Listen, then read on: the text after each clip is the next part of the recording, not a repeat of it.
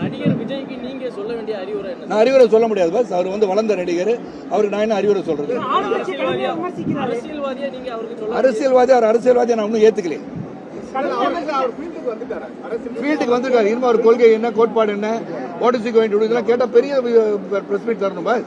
சாதாரண விஷயம் கிடையாது. சொன்னது நிறைய விஷயம் சொல்றாரு. அதை பத்தி நான் சொன்ன விலாவரியாக உங்களை இன்னைக்கு காலையில இருந்து சாயந்தரம் வரைக்கும் பேசுறோம். அவ்வளவு கருத்துக்கள் சொல்லியிருக்காரு.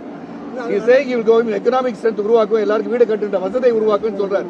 எப்படி நான் கேட்கிறேன், தமிழகம் வந்து 10 லட்சம் கோடி கடன்ல வந்து மீண்டு எப்படி வருவாங்க? How are you going to see to that 10 lakh crore வந்து அழிக்க போறாங்கன்னு முதல்ல சொல்லுங்க. Get some policies. Don't talk about people. அவ்வளவுதான் நான் சொல்றேன். இலவசம் வந்து கொடுக்கக்கூடிய விஷயம் அவர் சொல்லியிருக்காரு. ஒரு மனிதனுக்கு தனிப்பட்ட வீடு நீங்களே வந்து கொடுங்க பாஸ், இலவச வீடு கொடுங்க. எல்லாரும் வேண்டாம் யார் சொன்னாங்க? நானே தான் சொல்றேன் கொடுக்கணும். அதுக்கு வந்து எப்படி கொடுப்பீங்கன்னு தான் நான் கேட்கிறேன். Give up some plans. நான் இந்த உயிரை காப்பாற்ற